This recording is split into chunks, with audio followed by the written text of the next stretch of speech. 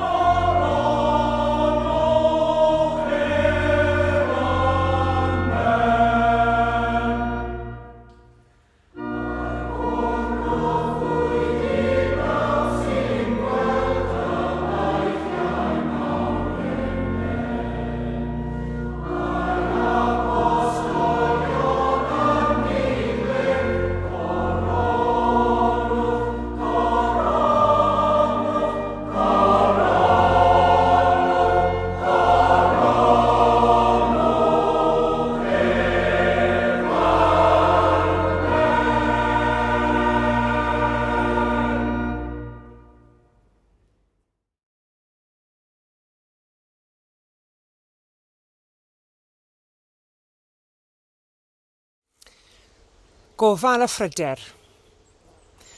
Am hynny rwy'n dweud wrthych, peidiwch â phryderu am eich bywyd, beth yw fwyta na yfed, nac am eich corff, beth yw wisgo. Ond nid oes mwy fywyd rhywun na bwyd, a mwy yw gorff na dillad. Edrychwch ar adar yr awyr, nid ydynt yn hau nac yn medi nac yn casglu ysguboriau, ac eto mae eich tad nefol yn ei bwydo. Ond ydych chi yn llawer mwy gwerthfawr na hwy. Pryn ohonoch all ychwanegu un funud at ei oes drwy bryderi? A pham yr ydych yn pryderi am ddillad? Ystyriwch lili'r maes pa fodd y maent yn tyfu. Nid ydynt yn llafurion ac yn nyddu. Ond rwy'n dweud wrthych, nid oes gan hyd yn oed Solomon yn ei holl ogoniant wisg i'w chymharu ag un o'r rhain. Os yw Duw yn dilladu felly laswellt y maes, sydd yno heddi ac yfori yn cael ei daflu i'r ffwrn, ond nid llawer mwy y dillada chwi o chydig ffydd. Peidiwch felly â phryderi a dweud beth yr ydym i'w fwyta, neu beth yr ydym i'w yfed, neu beth yr ydym i'w wisgo. Dyma'r holl bethau mae'r cenhedloedd yn ei ceisio, a mae eich tad nefol yn gwybod fod arnoch angen yr rhain i gyd. Ond ceisiwch yn gyntaf deyrnas Dduw a'i gyfiawnder ef. Rhoi'r y pethau hyn i gyd yn ychwaneg i chi. Peidiwch felly â phryderi am yfori, oherwydd bydd gan yfori ei bryder ei hun. Digon i'r diwrnod ei drafferth ei hun.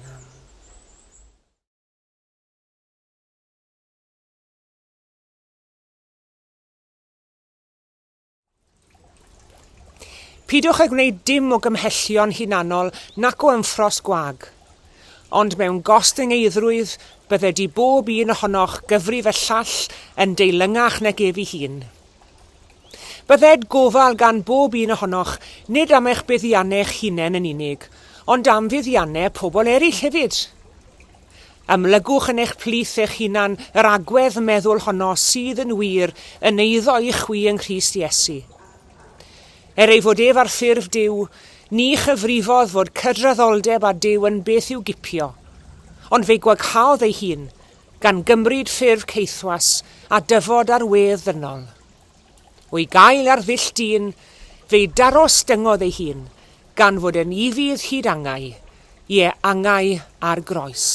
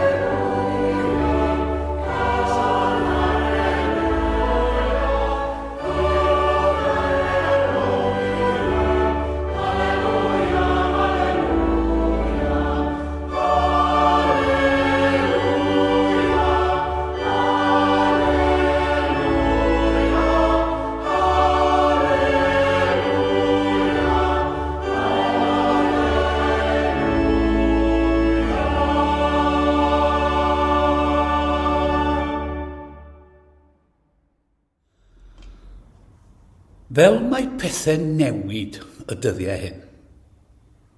Mae un enw adnabyddus yn myd ffasiwn yn rhagweld y bydd pobl wedi Covid yn llawer mwy eang i gorwelio a rhydd i meddyliau wrth dderbyn sut mae gwisgo ar gyfer gwahanol achlysuron. Boed yn leggings neu trainers ar gyfer yr opera, neu ddrag llawn i'r swyddfa. A chredwch neu beidio, mae hyd yn oed stordau fel Marks and Spencer wedi stocio siwtiau erbyn hyn.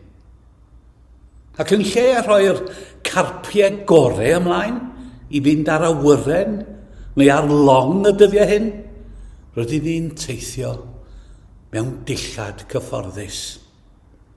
Mae'n ymddangos mai dillad campa sy'n mynd â hi bellach ar gyfer teithio, wfft i wisgo fel caseg sioe neu geffyl primin bellach, ble bynnag yr awn.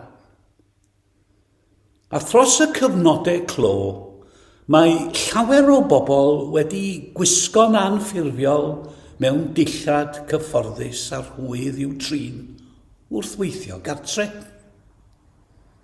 Mae'r profiad o wneud hynny heb orfod poeni am wisg arbennig wedi dylanwadu'n fawr arnyn nhw. Cyfforddusrwydd ac anffurfioldeb sy'n mynd â hi, ac mae llawer o ganlyniad yn dymuno i'w lleoedd gwaith ymdebygu fwy i'w cartrefi, yn enwedig o ran gwisg. Maen nhw'n teimlo'n hapusach pan maen nhw'n gallu gwisgo dillad o'i dewis nhw i hunain, ac yn honni bod hynny'n dylanwadu'n gadarnhaol arnyn nhw, ac yn ei gwneud yn fwy cynhyrchiol. Mae batrwm gwisgo ar gyfer mynd i'r capel wedi newid yn fawr dros y blynyddoedd. Yng Ngogledd America Ynysoedd y de ac Ewrop, roedd disgwyl y byddai addolwyr yn gwisgo'u dillad gorau i wasanaethau, tan tua chanol 70 ganrif ddiwethaf. Ac bu gostyngiad mewn llawer o eglwysi prif ffrwd, mae'r traddodiad hwn yn parhau yn yr eglwysi Catholig offeren Ladinaidd draddodiadol ac yn achos y bedyddwyr deheuol, saint y dyddiau diwethaf a thystion Jehova yn yr Unol Daleithiau, yn ogystal a llawer o eglwysi efengylaidd du. Blynyddoedd yn ôl yng Nghymru, dim ond un ffordd o wisgo oedd ar gyfer capel neu eglwys. A hynny oedd gwisgo dillad na fyddai'n gweld golau dydd ar unrhyw adeg arall o'r wythnos. Anamal, fyddai unrhyw wraig yn meddwl mynd i'r cwrdd heb het a menig, nac unrhyw ddyn heb siwt dywyll ffurfiol. Mae ambell olygfa o'r gorffennol a welwyd ar dechrau canmol yn ddiweddar, yn rhyw awgrymu hyn. Wel, mae'n hawdd gwerthfarogi pam y digwyddau hyn slawer dydd. Mae'n siŵr mai adlewyrchu'n dymuniad anhawdd mawr i wisgo yn dillad gorau ar gyfer Iesu oedd y bwriad. Ond daeth newid mawr, newid sydd wedi dwysau yn sgil Covid-19. Ar ôl i ni hen arfer a dilyn gwasanaethau dros Zoom a Facebook a YouTube ar Sul, heb orfod poeni hyd yn oed am wisgo amdanom. Wel, o ganlyniad i hyn o'ch, mae llawer mwy ohonom, gan gynnwys y rhai hyn yn plith, wedi dychwelyd i'r eglwys a'r capel mewn dillad mwy anffurfiol, yn enwedig y dynion. A yw Duw wedi dweud wrthym beth yw wisgo yn y capel? Wel, dyw e ddim yn datgan o blaid dillad ffurfiol nac anffurfiol. Yn wir, dyw e ddim yn hyd yn oed yn dod i mewn i'r ddadl honno. Wel, mae'r darn darllen cyntaf a glywyd yn gynharach yn cael ei ddisgrifio fel un o'r adrannau hyfrytaf a lafarwyd gan Iesu erioed. Mae tuedd yno yn oes i ofidio a phryderu, hyd yn oed am reidiau bywyd, boed fwyd neu ddiod neu ddillad. Ond mae Iesu'n dweud wrthym bod rhagor i einioes dyn na lluniaeth, a rhagor i'w gorff na dillad. Os ydym am bryd o ddydd i ddydd ar yn rheidiau corfforol, mae hynny'n bradychu'n diffyg ffydd yn niw. Gall personau pryderus a gofidus ynghylch i cynhaliaeth faterol ddysgu gwers neu ddwy o fyd natur. Ystyriwch yr adar a'r blodau. Ond yw Duw'n bwydo'r naill ac yn gwisgo'r llall, a hynny'n ogoneddus. Gymaint yn fwy felly y bydd yn gyfalu amdanom ni. Ofer yw pryderu am beth rydym i'w fwyta a yfed a'i wisgo. Mae Duw yn gwybod fod angen y pethau hyn arnom. Mae gofyn i ddilynwyr Iesu wneud penderfyniad. Rhaid iddyn nhw ddewis rhwng arian a phethau materol ar y naill llaw a Duw a phethau ysbrydol ar y llaw arall. Ni all neb wasanaethu dau feistr.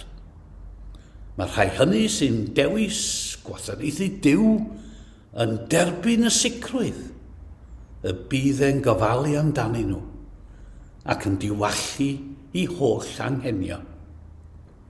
Boed i deyrnas Dduw fod yn flaenoriaeth yn ein bywyd byddai efengyl Mathew. Bydd ar pethau materol fel dillad ac ati yn ei tro. cawn ddigon ohonyn nhw i'n cynnal. Nid bod dillad ddim o bwys i ddew y chwaith.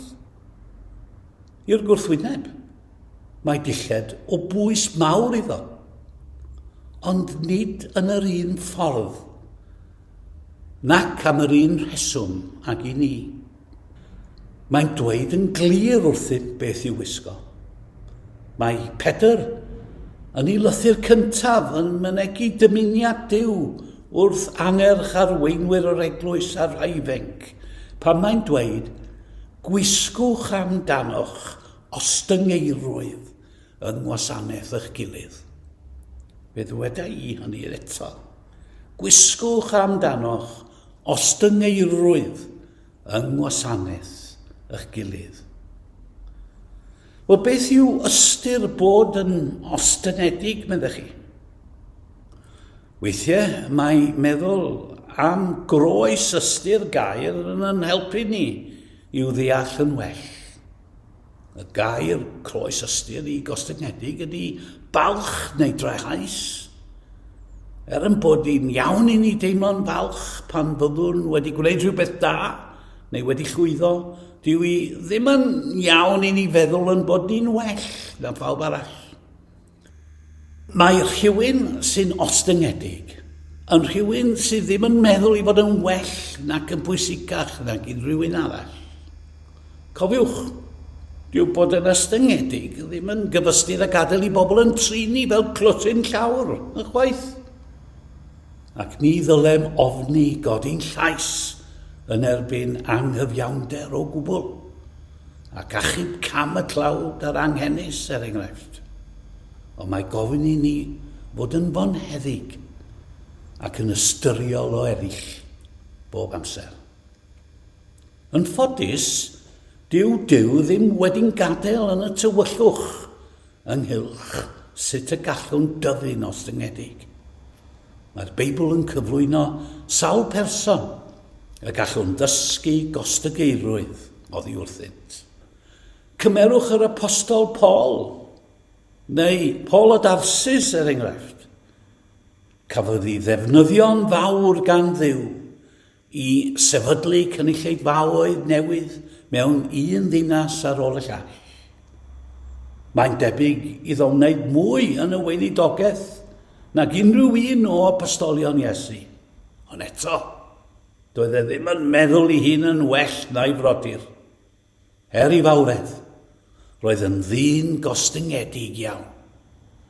Meddai yn ei lythyr cyntaf at y Colosiaid, fi ydy'r un lleia pwysig o'r holl rai ddethwisodd y Meseia i'w gynrychioli.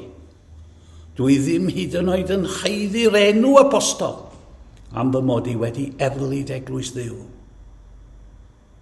Yna, roedd yn ddigon gostyngedig i ddweud bod ganddo berthynas dda a Duw, nid oherwydd i'r unweddau a'i weithredoedd ei hun, ond oherwydd cariad anreithol Duw. Gosododd Paul esiampl dda ynghylch sut i fod yn ostyngedig. Pan ysgrifennodd ei lythyr at y Cristnogion yng Nghorinth, doedd e byth yn brolio amdano ei hun, bod rhai yn y gynulleidfa yn ei ferniadu. Ond yr enghraifft bennaf a gawn yn y Beibl o ostyngeirwydd yw Iesu Grist ei hunan. Ac yn yr ail ddarn a ddarllenwyd y bore yma, mae Paul yn dweud wrth y Cristnogion yn Philippi i ddysgu oddi wrth ostyngeirwydd Crist. Crist yw'r esiampl berffaith o beth yw bod yn ostyngedig. Yn y Beibl, mae Crist yn rhoi'r enghraifft berffaith i ni o ostyngeirwydd ar waith. Ei fod yn fab Duw, roedd yn addfwyn ac yn ostyngedig, ond eto'n gryf. Dyma'r un a gymerodd arno wisg yn dynoliaeth i fyw mewn clodi ar y ddaear ac i ddioddef angain ar y groes. A meithrin Gostyngeirwydd, fel eiddo Crist yw'r nod. Dyma'r wisg sydd ei hangen arno. Ac os ydym yn gwisgo gostyngeirwydd yn yn calon, go bryn fod angen i ni bryderu'n ormodol am yn dillad allan o wrth i ni nesau at Dduw i'w addoli gyda'n gilydd.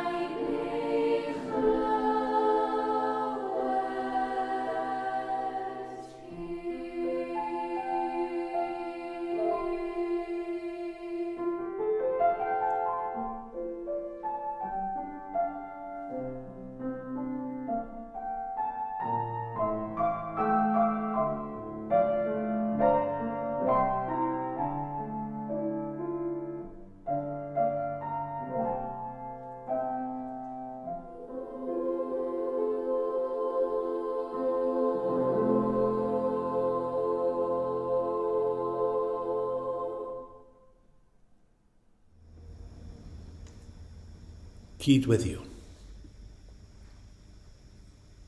Ein tad, cynorthwyan i'r munudau hyn i feddwl yn unig amdana ti. Cadw ni rhag i'r meddyliau grwydro, a rhag i feddyliau ofer yn rhwystro rhag gwrando. Rwy'n ni feddyliau agored a chalon a'i glân. Tyn ymeth o'n calonau ein tad, bob balchder ac ymffrost. Pob meddwl uchelfrydig ac ofer.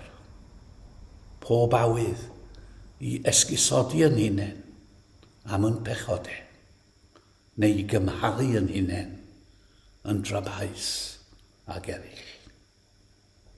Yn hytrach, cymorth ni i ddilyn yn ffyddlon esiampl yn gwaredwr a'n harglwydd Iesu Grist, a gadael i'w ostyngeirwydd ddod o hyd i fynegiant yno.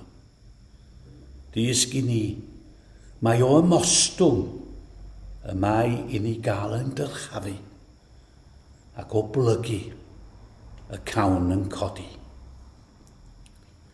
Rho ras i ni ddangos esiampl i bawb, i fod yn gyflawn a chywir yn ein holl ymwneud, i fod yn gydwybodol yn ein dyletswyddau, yn bir ac yn gymedrol, yn ein mwynhad, yn garedig, hael a chwrtes at bawb, fel y caiff meddwl Iesu i ffurfio yno, ac fel y daw pawb i wybod, mae ei ddisgyblion ydym ni. Gweddiwn dros holl genhedloedd y ddeiar, ar i ti i dwyn i heddwch, undeb a chyfiawnder. Cynorthwy ar cenhedloedd cyfoethog, i gymhwyso dysgeidiaeth Crist yn fwy gonest, ac i weithredu egwyddorion i gariad yn ei hymwneud a'r gwledydd tlawd. Nerthan ni o'ch i symud o'n bywyd yr hyn sy'n anghyfiawn, fel y gallwn ddwy'n beichiau yn gilydd mewn brawdgarwch ac adeiladu gwir ddinas Duw yn y byd. Gwna ni'n gyfrifol yn ein stiwardiaeth wrth byd, gan barchu popeth hardd ac ymdrechu i gadw ein hamgylchfyd heb i amharu. A dyro i bawb sydd mewn awdurdod ddoethineb i atal yr rhai sy'n ceisio yn ddifeddwl neu o drachwant, hagru neu ddifetha gwaith dy ddwylo. Gwrando'n gweddi yn awr, dad nefol, wrth i ni gyflwyno'n hunain i ti o'r newydd, ac erbyn arnat i'n defnyddio ngwaith dy deyrnas. Amddiffyn ni rhag peryglon a themtasiynau, plana nom ysbryd gwasanaeth, llanwa ni ag awydd drwy weddi a gweithred, i gynorthwyo'r rhai ym mhob rhan o'r byd sydd mewn perygl, mewn caethiwed, mewn unigrwydd, mewn salwch, mewn galar ac mewn ofn. Helpa ni i anrydeddu dy enw di ym mhob dim a ddywedwn ac amnawn, a bod yn deilwng wrth ymddiriedeth yno. A gofynwn hyn o'ch yn dy enw di yn gwaredwr a'n gobaith. Amen. Gadewch i ni gyd adrodd gweddi'r arglwydd.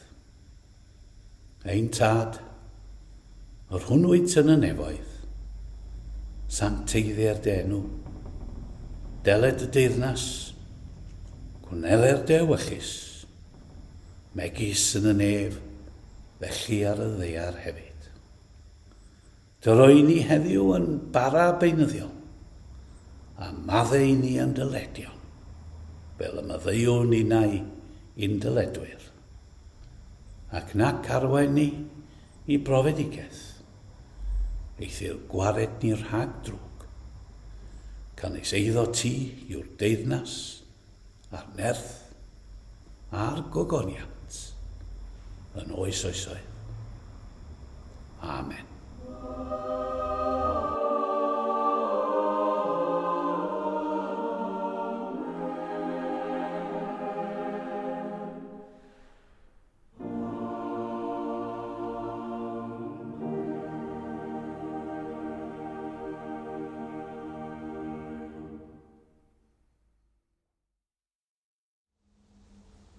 Diolch yn fawr iawn i chi gyd am eich cwmni yn yr oedfa heddi.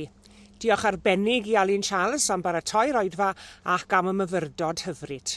Byddwn ni yma eto'r Sul nesaf ac mae yna groeso mawr i chi ymuno ni. Tan hynny, cadwch yn ddiogel ac yn iach. A gras ein harglwydd Iesu Grist a chariad Duw a chymdeithas yr ysbryd glân a fyddo gyda ni oll. Amen.